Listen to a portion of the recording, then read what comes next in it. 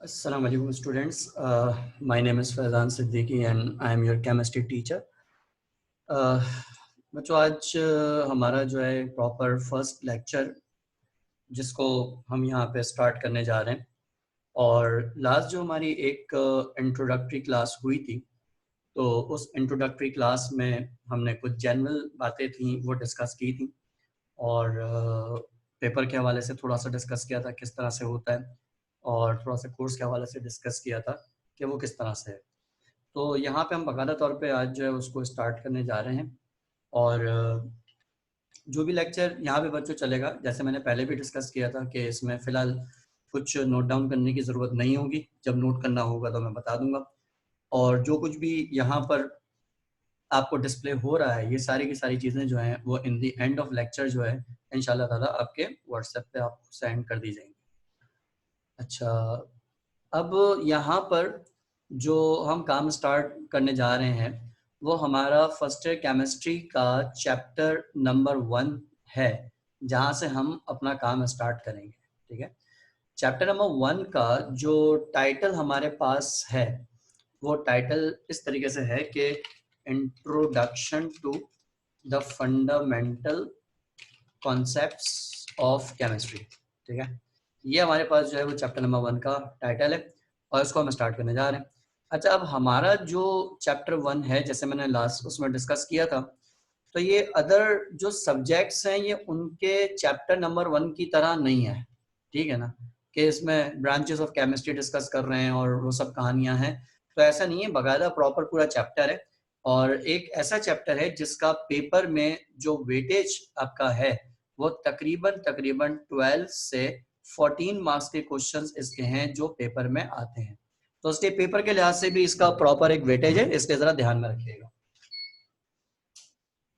अच्छा, अब जो हम यहाँ पे काम स्टार्ट करने जा रहे हैं चैप्टर नंबर 1 में, ये चैप्टर नंबर 1 ऑलमोस्ट आप समझ लें कि 95% पोर्शन इस चैप्टर का ऐसा है कि जो कैलकुलेशन बेस्ड है, यानी न्यूमेरिकल्स हर क्लास में हमारे यहाँ पे चलेंगे और हार्डली 5% पोर्शन इस चैप्टर का ऐसा है कि जिसको आप कह सकते हैं कि वो थ्योरी बेस्ड है, जिसमें डेफिनेशंस वगैरह हैं और डिफरेंसेस के टॉपिक्स हैं, दैट्स इट। तो समझ लें कि चैप्टर कैलकुलेशन का है और पेपर में इसके न्यूमेरिकल्स ही आ रहे होते हैं और नॉर्मली 12 मार्क्स के न्यूमेरिकल्स इसके हर साल पेपर में आ रहे होते हैं, तो इसलिए न्यूमेरिकल बेस्ड डिस्कशन के हवाले से लेके चलेंगे। अच्छा, प्रॉब्लम एक छोटा सा यहाँ पर यह है कि आप लोगों ने 9 क्लास में केमिस्ट्री पढ़ी, उसके बाद फिर 1 ईयर का गैप आया और फिर उसके बाद फर्स्ट ईयर में केमिस्ट्री पढ़ी, तो जो कुछ भी आपने 9 क्लास में पढ़ा है जाहिर बात है कि वो सब कुछ तो आपको याद नहीं होगा और बहुत सारी चीज़ें जाहिर सी बात है बच्चे पढ़ के भूल जाते हैं, तो यकीनी तौर पे आप लोग भी बहुत सारी चीज़ें ऐसी हैं जो पढ़ के भूल चुके होंगे। लेकिन बहरहाल हम इसमें स्टार्ट लेते हैं कुछ पुरानी चीज़ों से जिसको मैं रिकॉल करवाऊंगा, पहले तो थोड़ा सा वार्म अप करना है आप लोगों को, उसके बाद बाकायदा तौर पे जो है हम इस चैप्टर के मेजर टॉपिक्स पे जाएंगे। तो कुछ छोटी छोटी बातें जो आप लोग 9 क्लास की केमिस्ट्री में पढ़ते थे, तो आपको वहाँ पे एक छोटा सा कॉन्सेप्ट जो है स्कूल वगैरह में दिया जाता था एटम्स के हवाले से।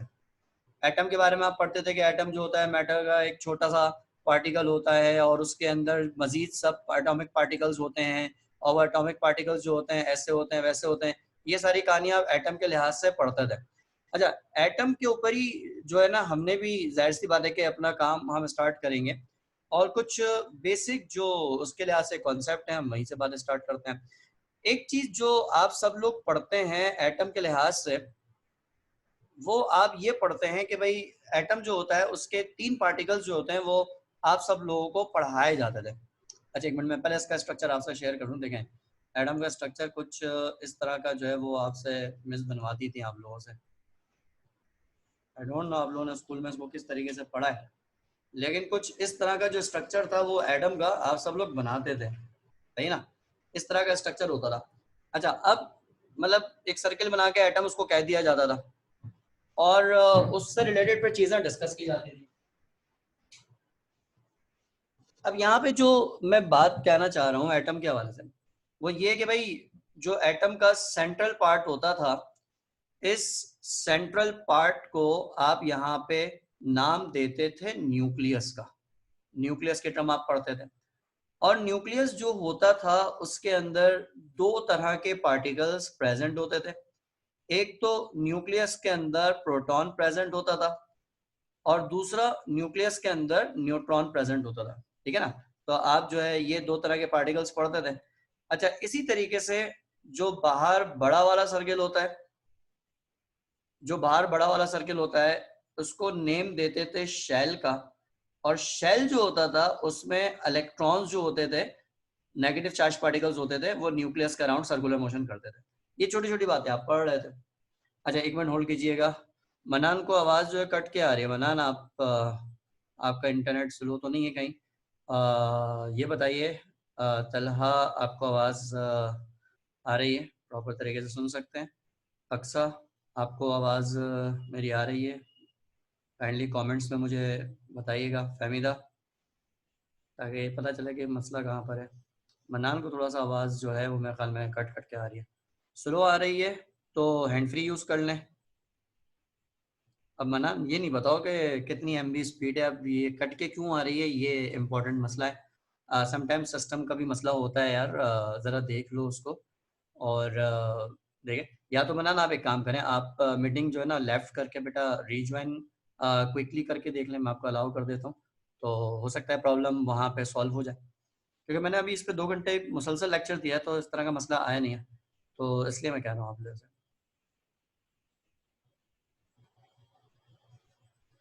अच्छा भाई, तो मनान जो है अगर आप लेफ्ट करके बेटा वापस आ जाए तो हो सकता है हो जाए। एक फ्यू सेकंड्स वेट कर लेते हैं मनान का।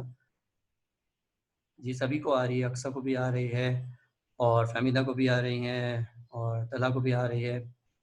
मनान भाई हमारे बेचारे परेशान हो गए थोड़ा सा, 1 मिनट रुक जाए बस, वो आ जाते हैं, कंटिन्यू करते हैं। भाई द आप लोगों ने एक बात बताएं, 9 की जब आप लोग केमिस्ट्री पढ़ते थे तो 9 की केमिस्ट्री में कौन थे, मिस थी या सर थे? आप लोगों ने जिनसे भी पढ़ी है स्कूल में या कॉलेज, सॉरी कोचिंग में, तो मेल टीचर होते थे फीमेल टीचर होते थे नॉर्मली? एक इनपुट ज़रा दीजिए, पता तो चले कौन क्या कर रहा है। अच्छा जी। कला कहते हैं सर मुझे तो मेल टीचर ही मिले हमेशा पढ़ाने को, पढ़ने को, पढ़ाने को। अच्छा, ओके। मैं ख्याल में गर्ल्स स्कूल में नॉर्मली फीमेल टीचर्स पढ़ा रही होती हैं केमिस्ट्री, और आई डोंट नो कहाँ पे क्या होता है। मनान, थोड़ा सा मसला सॉल्व हुआ भाई? 8 MBPS वाले बच्चे, या अभी भी मसला वैसे के वैसे ही दिख रहा है?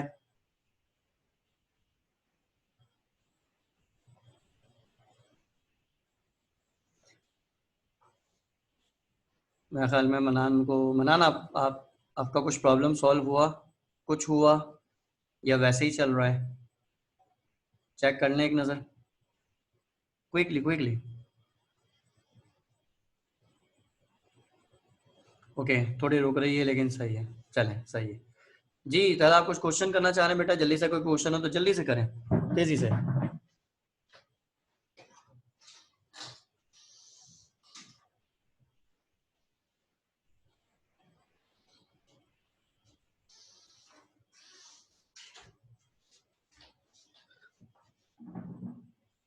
अच्छा ओके, आपका जो क्वेश्चन है ना तला, ये जरा पर्सनल नोयत का क्वेश्चन है, इसको हम बाद में बात करते हैं जरा लेक्चर के एंड में। अरे भाई चलें कंटिन्यू करते हैं, थोड़ी थोड़ी अगर रुक कर आ रही है तो फिर देख लेते हैं। अच्छा, तो मैं बात क्या कर रहा था बच्चों, बात यहाँ पर ये हो रही थी कि जो एटम का सेंट्रल पार्ट होता है, हम पढ़ते हैं कि भाई ये सेंट्रल पार्ट जो न्यूक्लियस है, न्यूक्लियस में प्रोटॉन्स हैं, न्यूक्लियस में न्यूट्रॉन्स हैं, बाहर इलेक्ट्रॉन्स होते हैं जो न्यूक्लियस के अराउंड सर्कुलर मोशन कर रहे होते हैं। अच्छा, अब इनके ऊपर कुछ टर्म्स यहाँ पे डिफाइन की जाती है, वो टर्म्स पहले समझ लें। सबसे पहली बात ये याद रखिएगा कि देखो, प्रोटॉन एंड न्यूट्रॉन्स का बच्चों एक कंबाइंड नेम होता है, और वो कंबाइंड नेम ये होता है कि आप इसके लिए न्यूक्लियॉन की टर्म इस्तेमाल करते हैं। ठीक है, तो ये चीज याद रखना कि भाई एटम के न्यूक्लियस के अंदर जो पार्टिकल्स प्रेजेंट होते हैं उन पार्टिकल्स को न्यूक्लियॉन्स का नाम दिया जाता है। तो ये प्रोटॉन और न्यूट्रॉन का कंबाइंड नेम है। अच्छा, कुछ छोटी छोटी टर्म्स हैं जो इसके ऊपर डिफाइन की जाती हैं, वो टर्म्स जरा आप लोग सारे के सारे एक एक करके समझ लें कि किस तरह से आती हैं। ठीक है, एक जो टर्म आती है, अच्छा सारी डेफिनेशन वगैरह सब हैंडआउट की फॉर्म में आपको मिल जाएंगी, ठीक है ना, तो बस देखते जाएगा इसमें।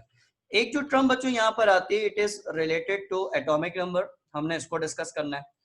अच्छा, एक जो टर्म हमारे पास आती है ये रिलेटेड है मास नंबर से, इसको डिस्कस करना है। और एक तीसरी टर्म जो यहाँ पर आती है, it is related to atomic mass, इसको डिस्कस करना है। ठीक है, तो atomic number, mass number and atomic mass, ये टर्म्स हैं, इनको लेके चलते हैं, एक एक करके बात करते हैं। सबसे पहले अगर हम एटॉमिक नंबर की बात करें तो एटॉमिक नंबर जस्ट जो डिफाइन किया जाता है, ये डिफाइन किया जाता है नंबर ऑफ प्रोटॉन्स के ऊपर। एटॉमिक नंबर को कॉन्सेप्ट इसका जो है वो बिल्कुल सीधा सीधा सा है कि किसी भी एटम के न्यूक्लियस में जितने भी प्रोटॉन्स प्रेजेंट होते हैं उनकी तादाद एटॉमिक नंबर कहलाती है। यानी एटॉमिक नंबर जो है वो जस्ट क्या है, it is the number of protons present in the nucleus of an atom, इस कॉल्ड एटॉमिक नंबर, प्रोटॉन की तादाद को कहते हैं। ठीक है ना। अब कार्बन के न्यूक्लियस में 6 प्रोटॉन है तो कार्बन का एटॉमिक नंबर होता है 6। नाइट्रोजन के न्यूक्लियस में 7 प्रोटॉन है, नाइट्रोजन का एटॉमिक नंबर होता है 7। ऑक्सीजन के न्यूक्लियस में 8 प्रोटॉन है तो ऑक्सीजन का एटॉमिक नंबर होता है 8। तो basically number of protons atomic number कहलाता है। तो एक टर्म तो आपके पास ये हो गई। एटॉमिक नंबर को जब हम रिप्रेजेंट करते हैं तो इसको हम जी से रिप्रेजेंट कर रहे होते हैं, ये इसका एक सिंबॉलिक रिप्रेजेंटेशन है। अच्छा, उसके बाद दूसरी टर्म यहाँ पर आती है, it is related to mass number. अच्छा, मास नंबर कैसे डिफाइन होता है? देखो, न्यूक्लियस के अंदर प्रोटॉन्स भी हैं, न्यूक्लियस के अंदर न्यूट्रॉन्स भी हैं। किसी भी एटम के न्यूक्लियस में जितने भी प्रोटॉन्स हैं, जितने भी न्यूट्रॉन्स हैं, इसका जो सम होता है इसको नेम दिया जाता है मास नंबर का। तो मास नंबर में आप दो चीजें काउंट करेंगे। मास नंबर में आप काउंट करेंगे नंबर ऑफ प्रोटॉन्स और साथ में आप काउंट करेंगे नंबर ऑफ न्यूट्रॉन्स। तो प्रोटॉन्स एंड न्यूट्रॉन्स का जो सम होता है इसको मास नंबर का नेम दिया जाता है। Just number of protons atomic number है, सम ऑफ प्रोटॉन एंड न्यूट्रॉन जो होता है वो मास नंबर होता है। जैसे अगर मैं कार्बन की बात करूं तो कार्बन जो होता है इसके न्यूक्लियस में 6 प्रोटॉन्स होते हैं और साथ में इसके न्यूक्लियस में 6 न्यूट्रॉन्स होते हैं। तो अगर आप कार्बन का मास नंबर निकालेंगे तो कार्बन का मास नंबर आएगा 12। अच्छा, मैग्नीशियम की बात करें तो इसके न्यूक्लियस में 12 प्रोटॉन्स होते हैं और साथ में 12 न्यूट्रॉन्स भी होते हैं। तो अगर नंबर ऑफ प्रोटॉन्स भी 12 है, नंबर ऑफ न्यूट्रॉन्स भी 12 है, तो जब आप प्रोटॉन एंड न्यूट्रॉन्स को सम करेंगे तो इसका सम जो होगा वो आपके पास आ जाएगा 24। ये 24 जो होगा वो इस मैग्नीशियम का मास नंबर होगा। तो mass number is just the sum of number of protons and neutrons present in the nucleus of an atom. तो इसको हम मास नंबर का यहाँ पे नाम देते हैं, ये इस तरह से डिफाइन होता है। तो ये दो डेफिनेशन पुरानी है और यकीनी तौर पे आप लोग को याद होगी, एटॉमिक नंबर की भी एंड मास नंबर की भी। तीसरी टर्म जो यहाँ पर आती है, this term is related to atomic mass. ये बड़ी टेक्निकल टर्म है, बहुत सारे जगहों पे, बहुत सारे स्कूल्स वगैरह में पढ़ा दिया जाता है कि भाई जो मास नंबर होता है उसी को एटॉमिक मास कहते हैं। बहुत सारी जगहों पे ये पढ़ा दिया जाता है, लेकिन असल में एटॉमिक मास क्या होता है इसका जरा टेक्निकल कॉन्सेप्ट समझें। इसका टेक्निकल कॉन्सेप्ट में एक छोटी सी डेफिनेशन को रिलेट करते हुए समझाता हूँ कि मास of one atom of an element with respect to the mass of one atom of carbon 12। Carbon 12 के रेफरेंस से किसी भी चीज का जो मास होता है वो मास एटॉमिक मास कहलाता है। अभी इस कहानी का मतलब क्या होता है, बात जाहिर सी बात है समझ में नहीं आ रही होगी लिखा गया। देखो, एक छोटी सी बात का जरा सारे ध्यान से आंसर देना, ध्यान से, ठीक है भाई। देखें, एक जो है ना हमारे पास यहाँ पे एक बैलेंस हमने रखा हुआ, एक तराजू टाइप का, एक सीसॉ टाइप का रखा हुआ, ठीक है। इस सीसॉ में यहाँ पे एक एलिमेंट रखा मैंने x। x कोई एलिमेंट है, इसका एटॉमिक मास निकालना है। अच्छा, मैंने यहाँ पे दूसरी साइड पे रख दिया कार्बन। कार्बन सबसे ओल्डेस्ट एलिमेंट है, ये चीज याद रखना, जिसका मास 12 होता है। अच्छा, दूसरी साइड पे हमने रख दिया यहाँ पे कार्बन।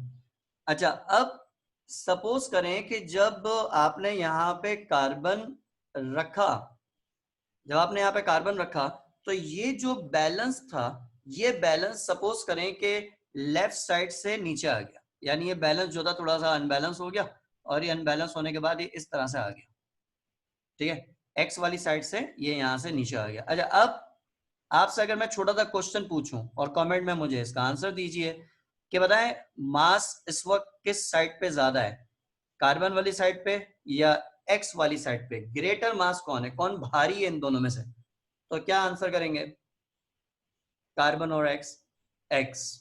ओके, एक आंसर आया, दूसरे का भी यही आया x. Okay okay okay okay बेटा, वेरी गुड। अच्छा, अब यहाँ पे बात क्या आती है, एक्स का मास भारी है, एक्स का मास ज्यादा है। अच्छा, अब सपोज करें कि मुझे इसको बैलेंस करना है। अभी इस वक्त जो है ना, ये यहाँ पर जाहिर सी बात है, सबको समझ में आ रहा है कि ये यहाँ पे इस वक्त जो है वो अनबैलेंस है। मुझे उसको बैलेंस करना है। बैलेंस करने के लिए मैंने कार्बन वाली साइड पे नंबर ऑफ एटम्स बढ़ाए। सपोज करें कि मुझे इसको बैलेंस करने के लिए जो कार्बन वाली साइड थी, इस कार्बन वाली साइड पे सपोज मैंने कार्बन के 2 एटम्स रखे। जब मैंने कार्बन के 2 एटम्स रखे, ये बैलेंस नहीं हुआ। मैंने कार्बन के 3 एटम्स रखे, तो 3 एटम्स जब रखे तो फिर जाके जो है वो यहाँ पे ये बैलेंस हो गया इस तरह से। अब जब ये यहाँ पे आके बैलेंस हो गया, तो इसका मतलब क्या है कि X के 1 एटम को बैलेंस करने के लिए, इसके 1 एटम को बैलेंस करने के लिए आपको कार्बन के 3 एटम्स चाहिए होते हैं। ठीक है, कार्बन के 3 एटम सपोज चाहिए होते हैं। तो इसका मतलब X के एक एटम का जो मास होगा वो कार्बन के 3 एटम्स के बराबर होगा। समझ में आ रही? बैलेंस करने के लिए आपको कार्बन के 3 एटम्स चाहिए। इसका मतलब X का एक जो एटम होता है वो कार्बन के 3 एटम्स के बराबर मास रखता है। अब कार्बन का एटॉमिक मास होता है 12, कार्बन के एक एटम का मास होता है 12, तो कार्बन के 3 एटम्स का मास कितना होगा, 12 मल्टीप्लाई बाय 3। क्या आंसर आएगा भाई, 36 आएगा। बिल्कुल सही। तो इसका मतलब क्या, एक्स का एक एटम कार्बन के 3 एटम्स के बराबर मास रखता है। तो इसका मतलब एक्स का अगर पूछा जाए एटॉमिक मास कितना है, तो भाई एक्स का जो एटॉमिक मास है वो इसका एटॉमिक मास 36 है। वेरी गुड, आंसर आया भाई, सबका आ रहा है, वेरी गुड।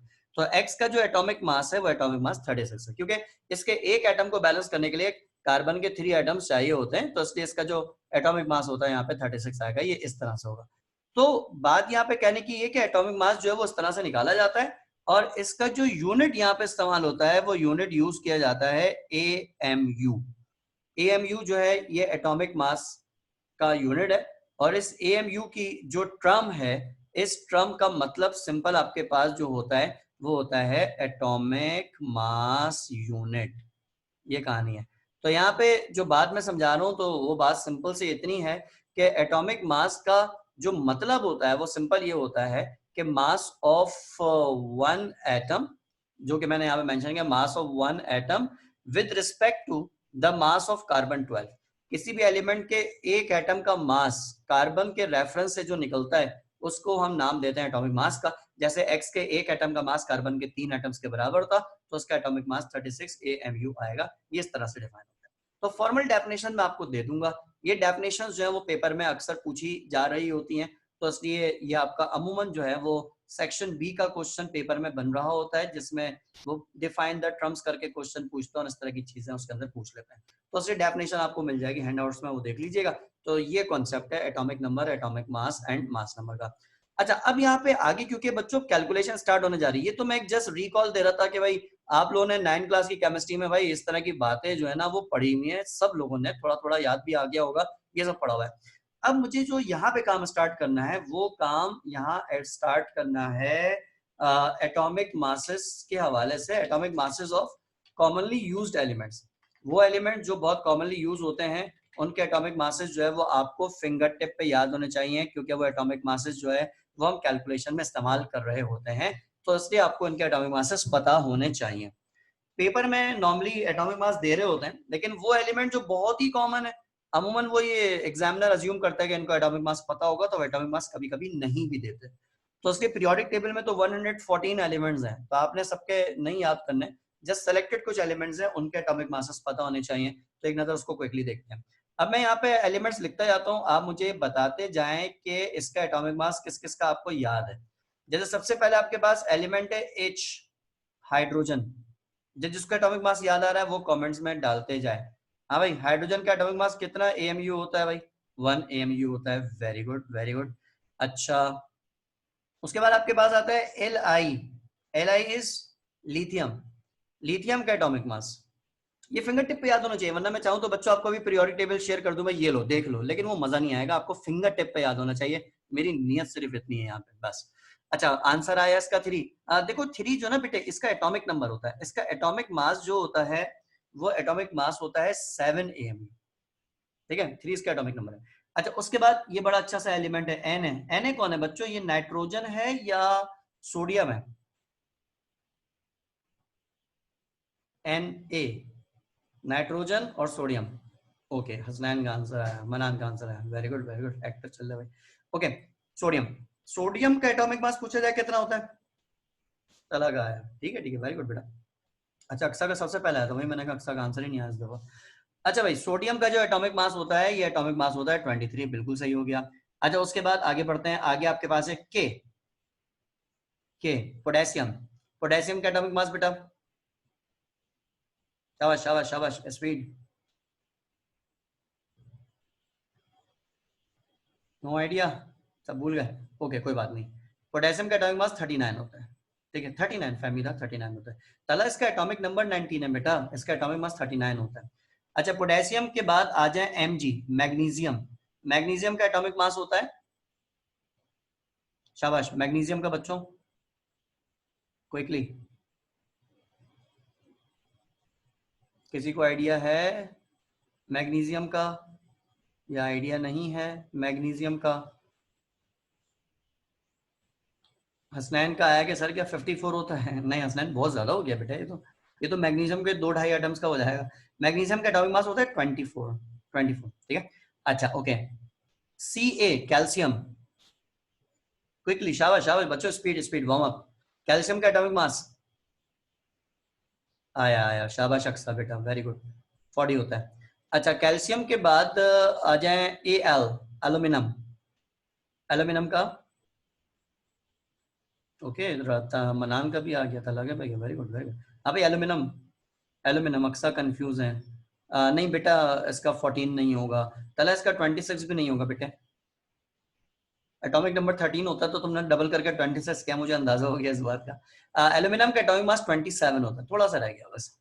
अच्छा उसके बाद N नाइट्रोजन, नाइट्रोजन शाबाश। नाइट्रोजन का एटॉमिक मास डैश होता है, डैश कितना भाई?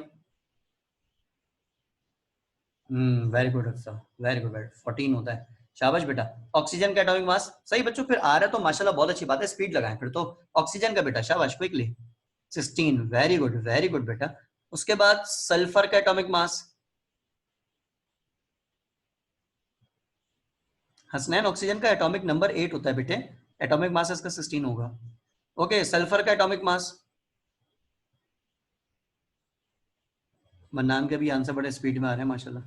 सल्फर का एक आंसर है खाली, फहमीदा का आंसर है, सल्फर का एटॉमिक मास 32 होता है। अच्छा उसके बाद ये बताइए कि एफ कौन सा एलिमेंट है? आयरन है, फ्लोरीन है, फ्रेंशियम है?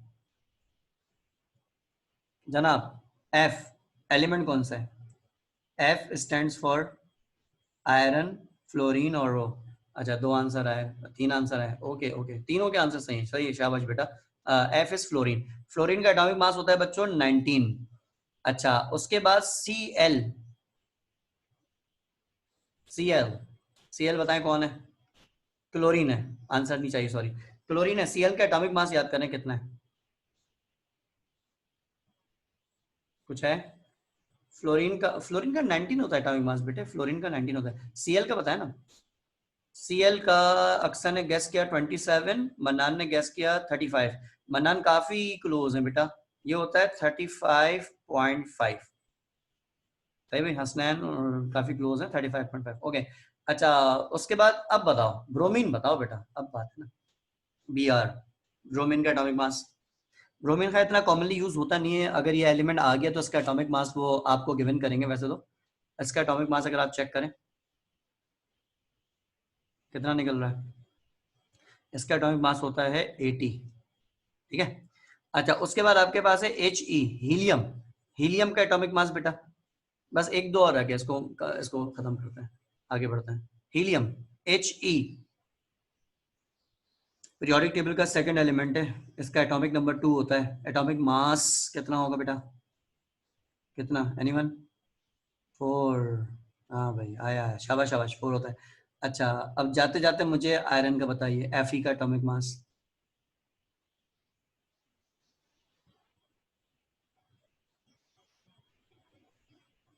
आयरन, गैस बेटा। हीलियम का, मनान का भी सही है, अक्सा का भी सही है, तला का भी आंसर सही था, हीलियम का। आयरन, नो आइडिया, कोई बात नहीं। आयरन का एटॉमिक मास 56 होता है। ठीक है, तो आपको ये एटॉमिक मासेस फिंगर टिप पे याद रखने पड़ेंगे। एलिमेंट्स, जाहिरी बात है कि इसके अलावा और भी हैं, लेकिन कोई और एलिमेंट होता है तो उसका जो है ना वो देते हैं। और इस तरह के जो एलिमेंट्स है जो कॉमनली यूज है, जैसे ऑक्सीजन है, सल्फर है, सोडियम है, तो इनके एटॉमिक मासेस अमूमन वो आपको देते नहीं है। तो इसलिए आपको जो है ना एक तो इनके एटॉमिक मासेस का आइडिया होना चाहिए। ठीक है, यहाँ पे पहली बात ये हो गई। अच्छा, दूसरी बात बच्चों, एटॉमिक मास के साथ साथ अगली बात आपको थोड़ा सा कैलकुलेशन आनी चाहिए। और वो कैलकुलेशन आनी चाहिए, calculations related to molecular mass. आपको मुख्तलिफ चीजों के जो मॉलिक्यूलर मास होते हैं वो मॉलिक्यूलर मास निकालने आने चाहिए। ठीक है, तो इसलिए मैं अब जो चीज करवाने जा रहा हूं उसके लिए मुझे जो है वो कैलकुलेटर की नीड होगी। मतलब मैं चाहूंगा कि कैलकुलेटर होना चाहिए। तो बच्चों आप जरा अपने हाथों में पहले तो कैलकुलेटर रख लें कदम। आपको मैं दे रहा हूँ 60 सेकेंड्स, कैलकुलेटर लेके बैठे। और पेपर की जरूरत फिलहाल नहीं पड़ेगी, अगर एक पेपर रख लें तो अच्छी बात है। जरा एक कैलकुलेटर रखिएगा, मुझे कुछ कैलकुलेशंस आपसे पेपर पे करवानी, कुछ मैं यहाँ पे समझाऊंगा, कुछ मैं आपको ट्राई साथ साथ करने को दूंगा। तो 1 मिनट के बाद जो है ना मैं इसको स्टार्ट लेता हूँ। विद इन अ मिनट अपना कैलकुलेटर ढूंढने कहाँ रखा हुआ है, और सेकंड एक पेपर और पेंसिल पकड़ लीजिएगा। मैं एक दो चीजें इस पे जो आपसे कैलकुलेट करवाता हूँ। 60 सेकेंड्स बेटा, जल्दी से, शाबाश।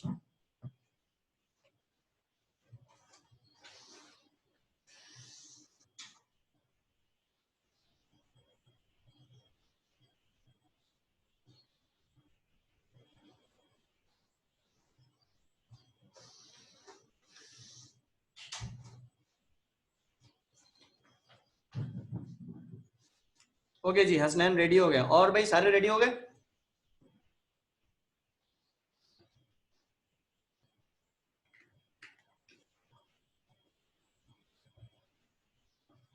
ऑलराइट ऑलराइट, वेरी गुड बेटा। गर्ल्स बेटा आप लोग रेडी हैं? Okay, very good very good, शाबाश, चलें। Okay, let's begin. अच्छा देखिए, यहाँ पे कुछ छोटी छोटी कैलकुलेशन है बेटा। ये कैलकुलेशन अगर आपकी सही हो गई ना, बिल्कुल बेसिक है, तो थोड़ा आगे मुझे आसानी हो जाएगी बेटा पढ़ाने में। इसलिए थोड़ा सा ध्यान से कीजिएगा, पहले आराम आराम से समझाता हूँ, फिर उसके बाद आप ट्राई करें। देखिए भाई, यहाँ पर सबसे पहली चीज जो है ना, आपको मॉलिक्यूलर मास निकालने आने चाहिए। कुछ सिंपल और कुछ थोड़े से टेढ़े मॉलिक्यूल्स के मॉलिक्यूलर मासेस मैं निकलवाता हूँ। फॉर एग्जाम्पल, आपसे कहा जाता है कि भाई आपके पास एक चीज है जिस जो कि है O3 जिसको कि हम नेम देते हैं ओजोन का। आपसे कहा जाता है कि ओजोन का निकालें, तो भाई ओजोन का कैसे निकलेगा? सीधी सीधी कैलकुलेशन है। और ये कैलकुलेशन सिर्फ समझाने के लिए कर रहा हूँ, पेपर में इतना टाइम नहीं होगा। आप पेपर पे लिख के कर रहे हैं, बोर्ड एग्जाम में इतना टाइम नहीं होगा, आपने कैलकुलेटर पे आंसर निकालना है, सही ना? तो मैं जस्ट समझाने के लिए 2-3 एग्जाम्पल देके बाकी आपसे डायरेक्ट करवा रहा हूँ। ऑक्सीजन, सॉरी ओजोन है, इसका मॉलिक्यूलर मास निकालना है। कैसे निकालोगे? ऑक्सीजन का एटॉमिक मास होता है 16, आपने वो रखा, सही ना? एटॉमिक मास के ऊपर लिस्ट में दिया हुआ है इसका, ठीक है। और फिर जो नंबर लगा हुआ है इससे आपने मल्टीप्लाई कर दिया। 16 को आपने 3 से मल्टीप्लाई किया। जब 16 को 3 से मल्टीप्लाई करेंगे तो आपका आंसर यहाँ पे आ जाएगा कितना? 48। ये 48 जो होगा ओजोन का मॉलिक्यूलर मास होगा। ठीक हो गया? अच्छा, इसी तरह से सिंपल सिंपल मॉलिक्यूल स्टार्टिंग में एक गैस है जिसका फॉर्मूला होता है NH3। पहले तो इसका नाम बताएं।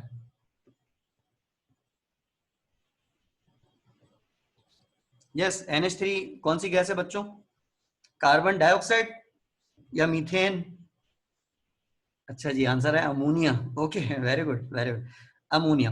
अच्छा, आपसे कहा जाता है अमोनिया का मॉलिक्यूलर मास निकालना है। ये अमोनिया का मॉलिक्यूलर मास यहाँ पे निकलेगा कैसे? देखो बात वही है, एटॉमिक मासेस रखते हैं सबके। नाइट्रोजन का होता है 14। अच्छा, साइंटिफिक कैलकुलेटर यूज कर रहे हैं ना, उसमें ब्रैकेट्स भी होते हैं। आप ब्रैकेट डाल डाल के वैल्यू रखेंगे, फौरन आपको आंसर देगा, वो सही आंसर देगा। नाइट्रोजन का होता है 14 प्लस एक जो हाइड्रोजन होता है उसका होता है 1। तो 3 हाइड्रोजन का कितना हो जाएगा? 1 मल्टीप्लाई बाय 3, ऐसे, ठीक है ना? आगे कैलकुलेटर पे रख के सॉल्व कर लें। जब आप इसको सॉल्व करेंगे, 3 को 1 से मल्टीप्लाई किया 3, और 3 में 14 ऐड किया तो 17। तो अमोनिया का मॉलिक्यूलर मास जो होगा वो 17 AMU होगा, इस तरह से। ठीक है, सीधी सीधी कैलकुलेशन है। अच्छा, इसी तरह से अगर आपको एक कंपाउंड दिया जाता है that is sulphuric acid. Sulphuric acid का फॉर्मूला आप सब ने पढ़ा होगा, ये फॉर्मूला होता है H2SO4। आपसे कहते हैं सल्फ्यूरिक एसिड का मॉलिक्यूलर मास निकालें। ठीक है, तो ये मैं आपको निकाल के दे देता हूँ, उसके बाद वाले फिर आप लोगों ने खुद से ट्राई करना है।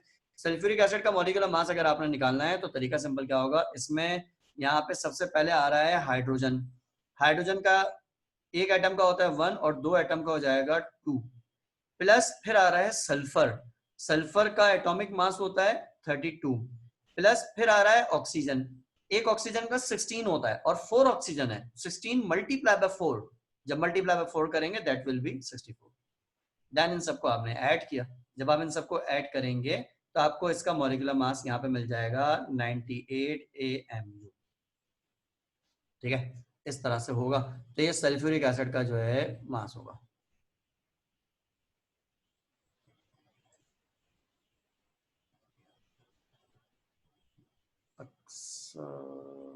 एक मिनट बच्चों, एक बच्चे ने ज्वाइन किया, मेरे ख्याल में डिस्कनेक्ट हो गई थी। वेट बेटा वेट।